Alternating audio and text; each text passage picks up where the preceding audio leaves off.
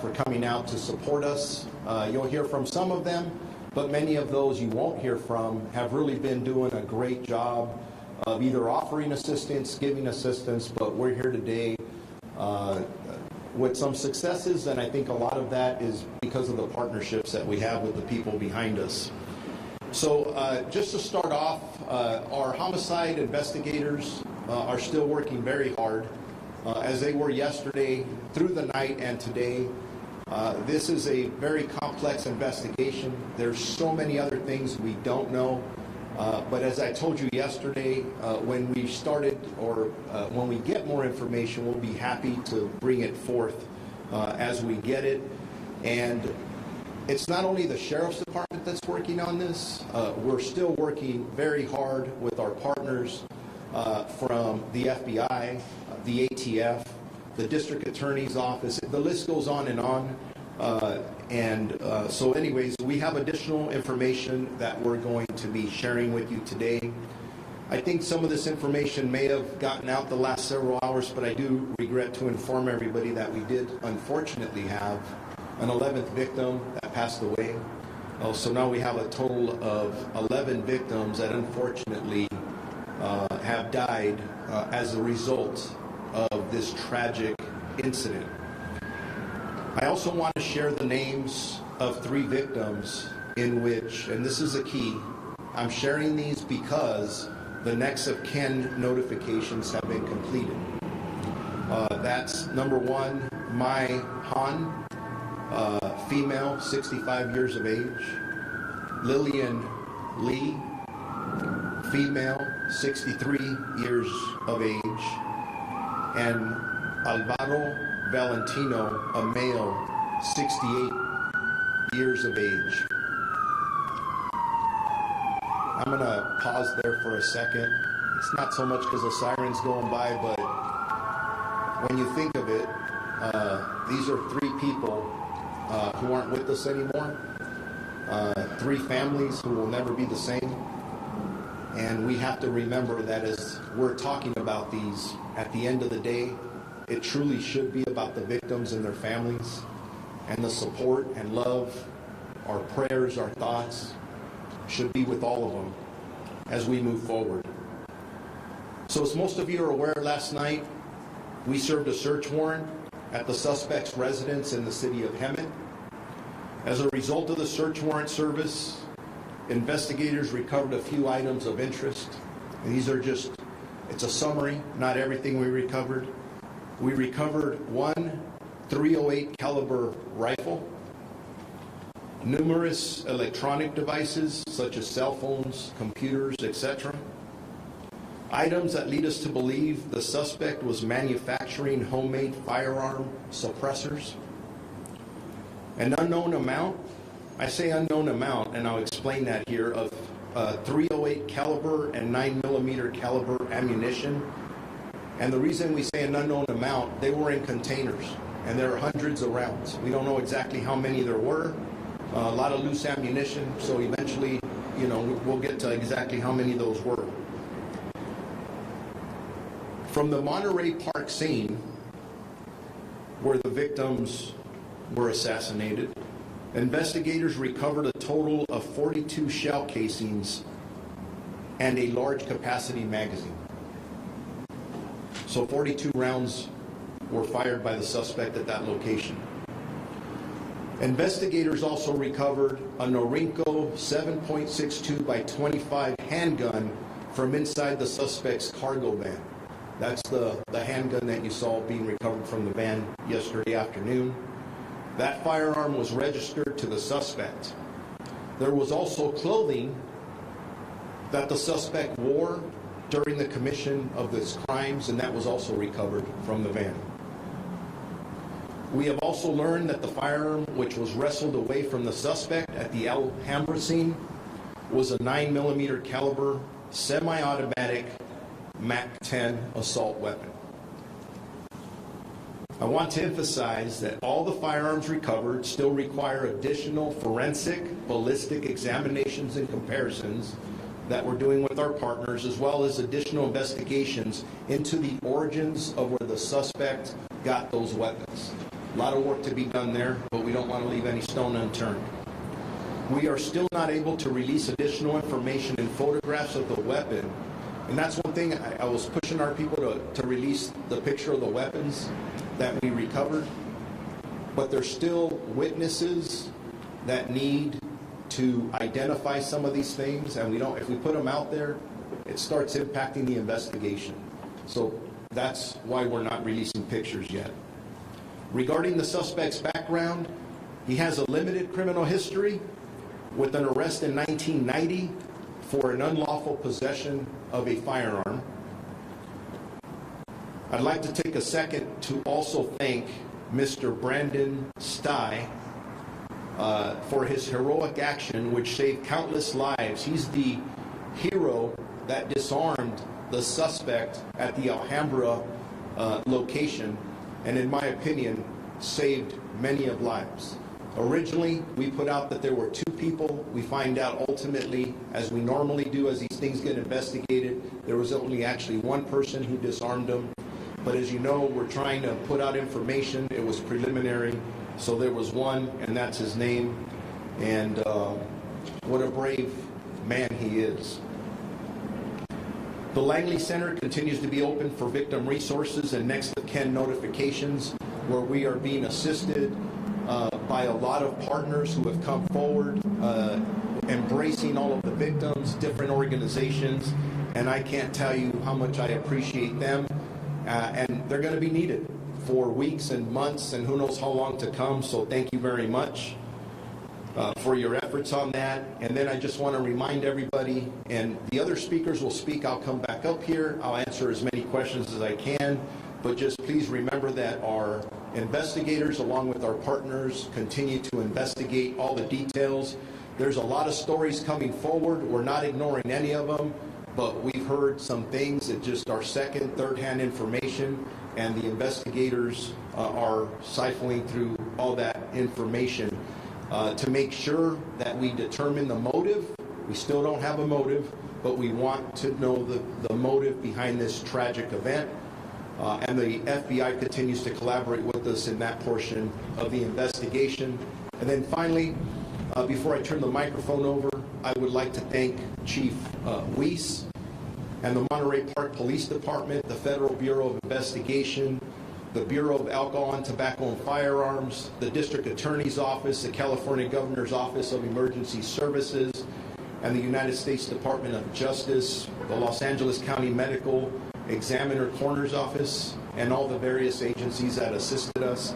And like I said yesterday, I'm getting calls all the way from our Attorney General.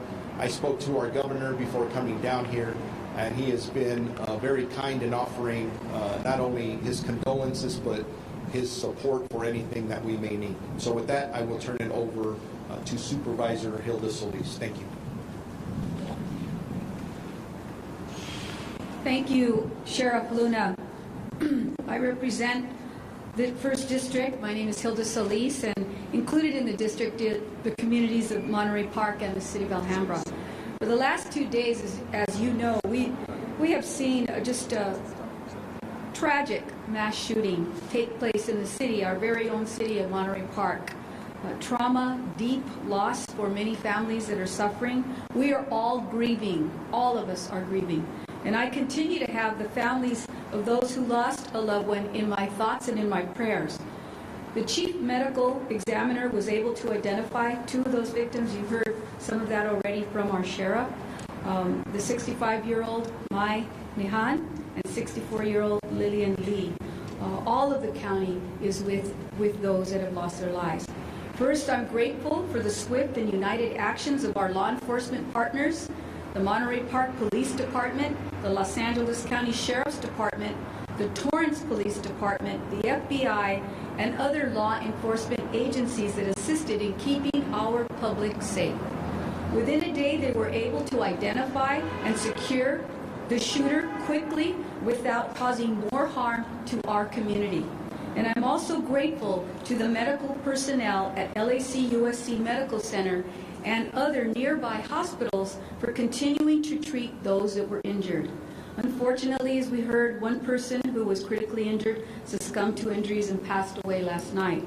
We know that their path to healing, physically and mentally, may be long, but they will not be alone in their journey. I'm coming directly from LAC-USC Medical Center, where I visited with at least 2 of the survivors. One was going to be released today. Another one will be released in time, but are both recuperating. And you could see in their faces their spirit to fight, and the fact that they are resolved that they are still here. And they want to be with their families, and they want to know what happened to the others on that night.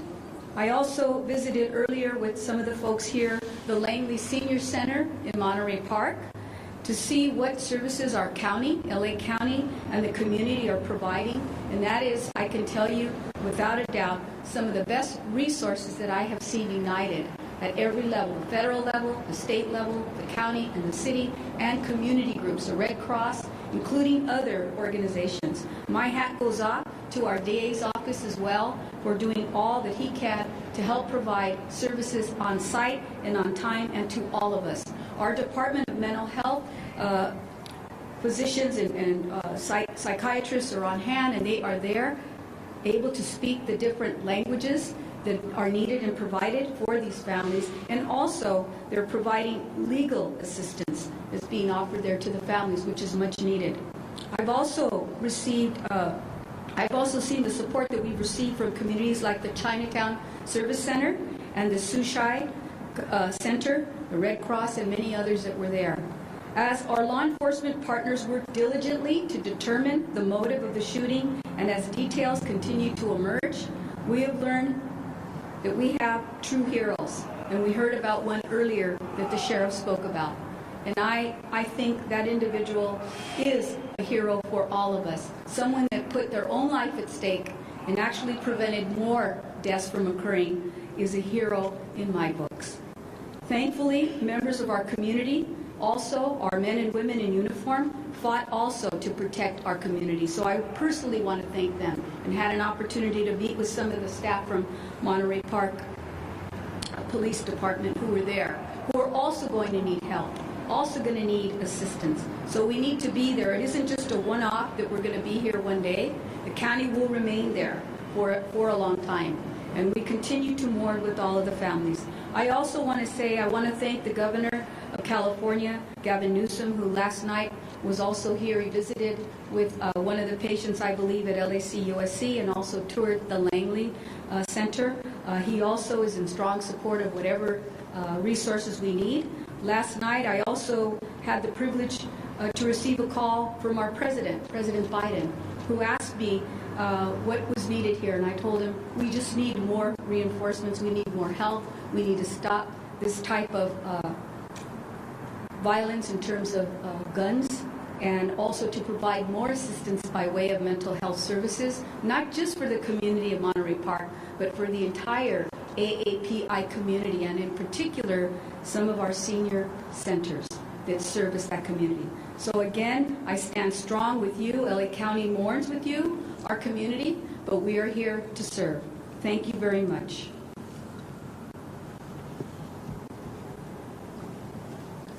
I'm Supervisor Janice Hahn, and I'm currently the chair of the Los Angeles County Board of Supervisors, and I'm here today, of course, to provide support to my colleague, Supervisor Hilda Solis, who had this tragedy unfold in her district in Monterey Park. Sheriff Luna, you've been in this office for less than 2 months, and you already had to deal with the worst mass shooting in LA County's history.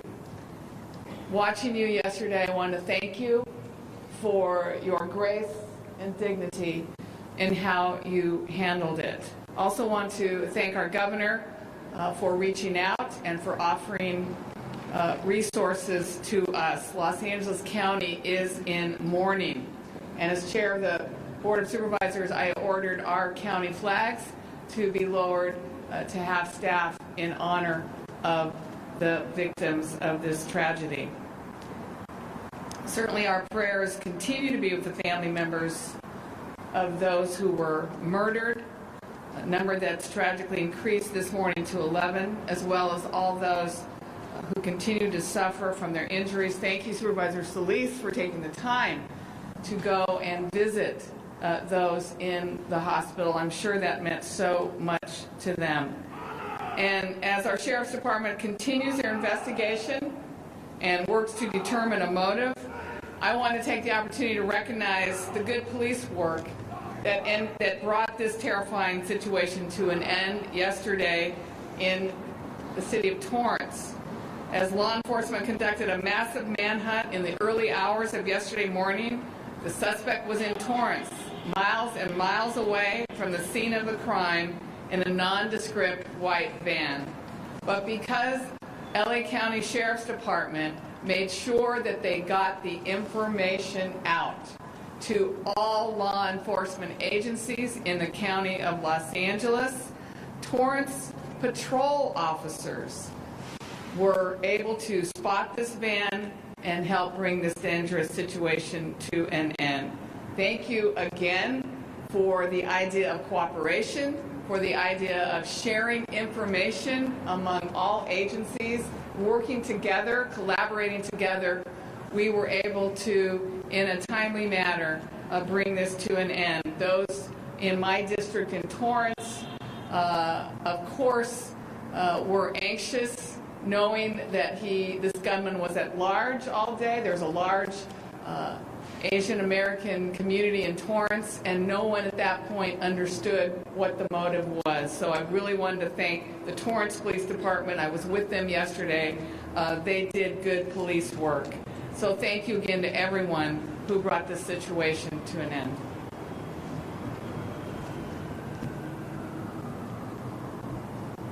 You know, this was a moment that was supposed to be a moment of celebration, not only for the AAPI community, but for many of us that have friends, family members in this community, and one individual with guns caused this incredible tragedy. And I think it's important that we reflect on what has occurred. I want to thank, first of all, the family of the Monterey Park community, the police department, mayor, city organizations, and others that were not only there immediately before many of us were able to get there, but that have continued to bear the brunt of the work. I think it's really a testament to the leadership in Monterey Park. I also want to thank our sheriff and the sheriff's department and all the other both local and state and federal agencies that have worked together in order to make sure that we brought accountability to this case and that we stopped a potential threat to our community so quickly. And our Supervisor Solis, who has been there with us from the very beginning. You know, the role of my office is a complex one in these cases. Obviously, had there been an arrest, we would have been engaging in the issue of, looking for a prosecution, but that not being the case here, we play other roles, and we were there from very early on, providing investigative support in order to make sure that if there were going to be a prosecution, that we would have the right information. We also provided legal assistance in order to make sure that search warrants were conducted appropriately. But more importantly, our role now is one of dealing with the recovery. And our victim services, our mass casualty impact team has been at Langley and in the Monterey Park area since yesterday. We have worked already with families trying to get them into services, and we will continue to do so for the weeks to come, and we'll continue to work with communities in order to deal with the grieving and ensuring that all the resources that are available in our community and even outside the community will come to bear. This will be a long haul for the victims' families, and the communities, and I want to make sure that we continue not only today, but for the weeks and months to come. We know that trauma, we know that the impact of trauma sometimes plays differently for each of us. Some of us have immediately the symptoms and deal with them, others in maybe weeks or months. And it's important that we recognize that as a community, we'll continue to be there with you. Again, I want to thank all of our partners for this and to show our commitment that we will continue to work with everyone. Thank you.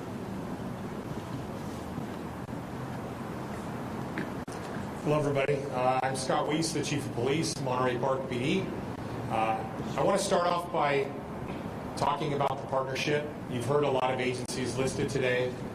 There's no way that my police department could have worked through this without the help of everybody you see behind me. Not just the partnerships locally and county-wide and federal, but the partnerships amongst all of the law enforcement agencies in Los Angeles County.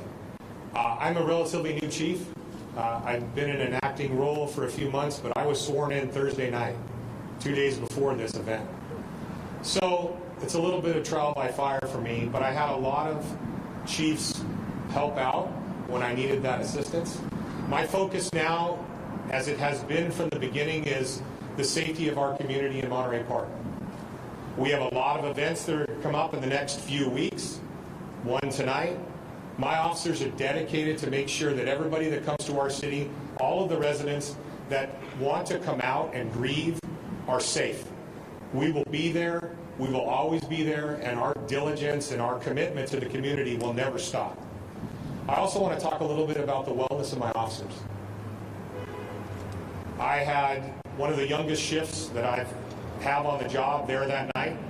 My 3 young female police officers who had only been on the job less than a year, they made entry into that building knowing what they were going to run into without any hesitation. From the moment the call came out to the moment they went through that door, we're talking about minutes. They didn't think about what they were going to encounter. All they thought about was getting in there and helping the people that needed help and stopping that gunman. They're feeling it today. I've sat down with each one of them, and I guess kind of like that father figure that the chief becomes, kind of wrap my arms around them. My whole department has collapsed onto them to make sure that they're safe, and they understand how proud of them I am and how proud the department is of them. They want to stand that line. They're back on duty, or they will be soon, but I need to make sure that my officers are safe, and officer wellness is a huge part of being a police officer in today's age. Officers get a bad rap, and I can tell you, I have 77 of the greatest human beings on the planet that work for me.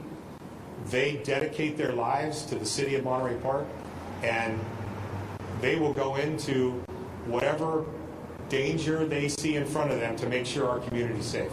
We will continue to do that, and I love each one of them. At this point, I'm going to open it up to questions.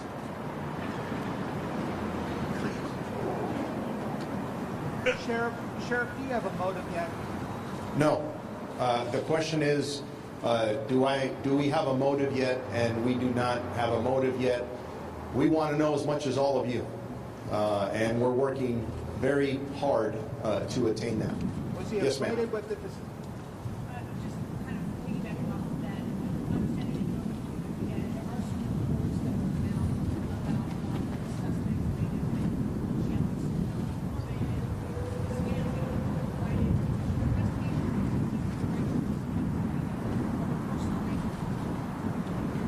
The question is, there's information out there that the suspect may have committed these crimes, and I'm paraphrasing, due to jealousy or some relationship issues. We're hearing those things too, but have not confirmed any of that information. It's part of what our investigators are diligently looking into. Sheriff, question about the timeline. Did the shooting start in the parking lot? And also, what time did the Monterey Park alert you that there was a shooting? And also, why did it take 5 hours to alert the public that there was a shooter on the loose? I'm going to let the Monterey Park Police Chief answer the first part of the question. I'll come back and answer the second. So our 911 dispatch received 911 calls about a shooting in progress at 10:22 to 10:23. Within 30 seconds, we received numerous calls. My officers were on scene within 3 to 4 minutes. Once we stabilized the situation, which means my officers dealt with all of the people fleeing the business, both the ones that were shot, the ones that weren't shot, the whole thing.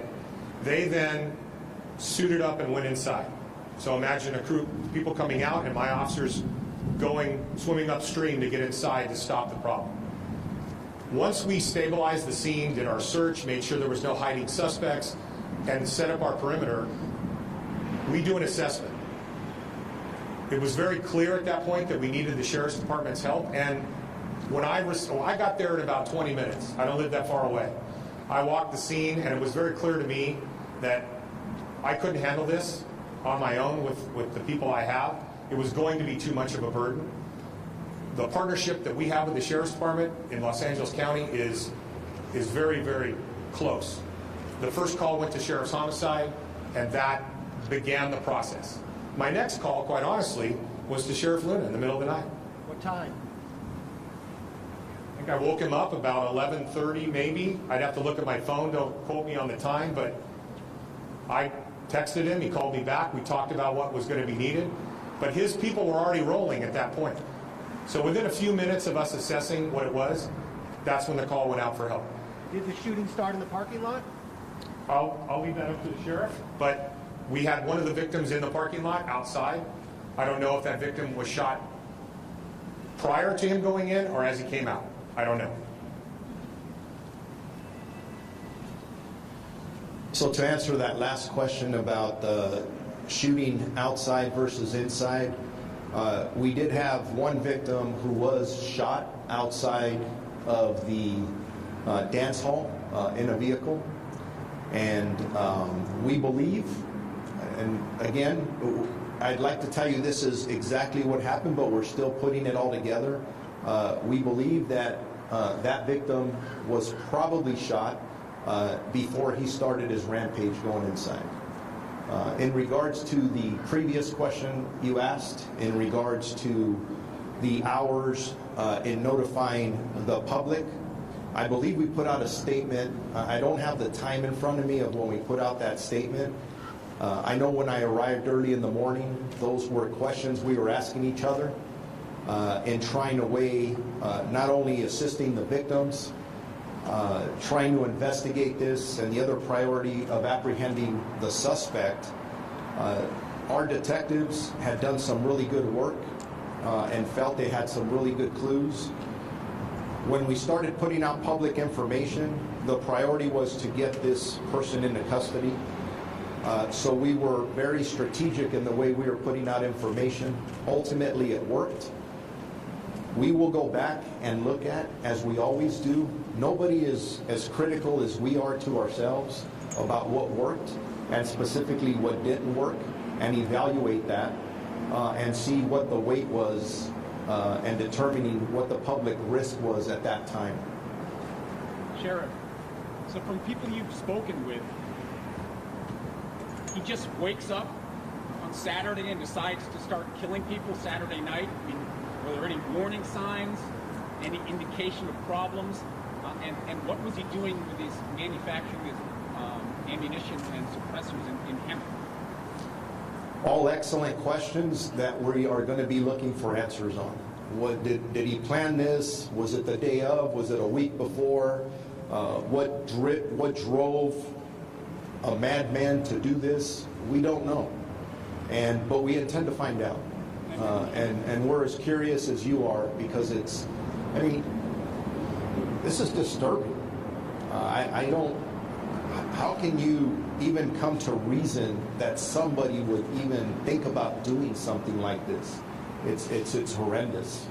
How about allegations of poisoning that you're involving his family? How about the allegations of fraud, theft, and poisoning involving his family? Allegations about family poisoning. We've heard the same information. I believe the information we have is that the Hemet Police Department put that out. I would recommend you call them. We don't have specific information. Although the investigators our investigators will be looking at all those factors to see if it contributed to the madness that occurred that day. Sheriff or Chief, can you talk about whether, I know you can't talk about motive and that's still under investigation, but can either of you speak to whether he was known to the people at the dance studio, whether he was known to that community? Was the suspect known to the individuals at the dance studio?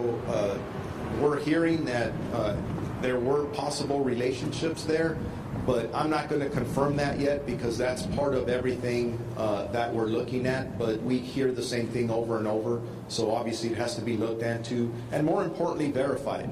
Because I'm getting a lot of questions in the last 24 hours about information coming to all of you. It's second and third hand information. It seems like a lot of people definitely have opinions. Everybody has a perspective. But what we're finding out is it's not supported by facts and evidence. And we're in the business of reporting facts and evidence the best that we can. Sheriff, have you notified next of kin of the shooter in California? Is there anyone from his family that you guys have spoken to? We're in the process of looking at all that. I'm trying to, the question is, have we talked to any next of kin for the suspect? The information I had coming up here is I don't believe we have yet. Doesn't mean we're not going to. It's not on our list of things to do. But that's part of the process of finding out more about his background, whatever made him do something like this, and leading to the motive. On your recovered weapon, were there any modifications to that Mark 10 as he was making suppressors at home?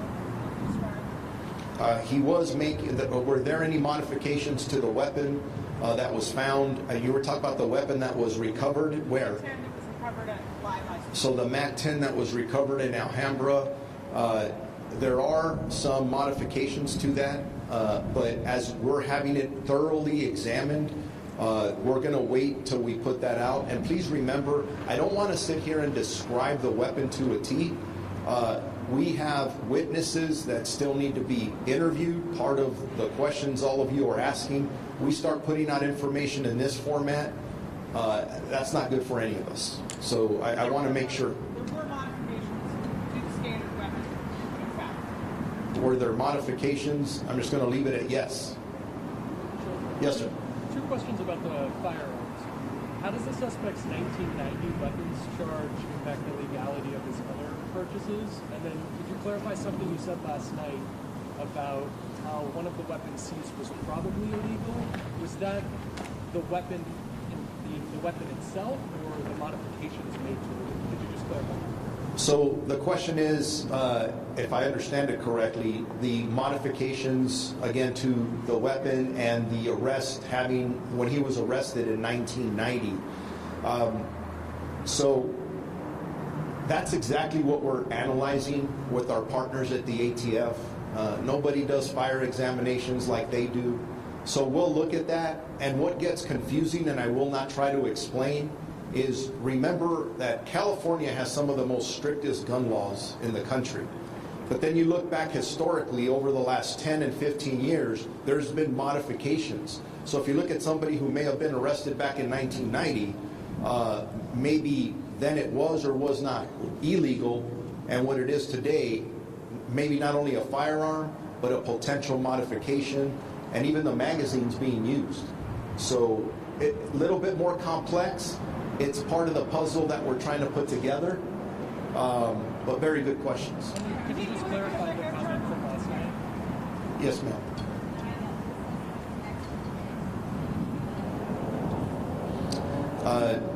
Confirm or deny that one of the victims is related to the suspect.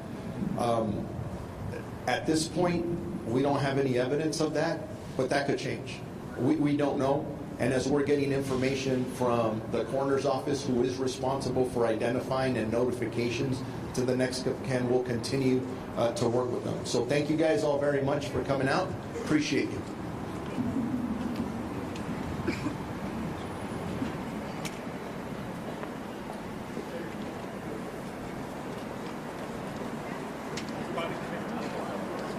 Spanish shooters over here, please.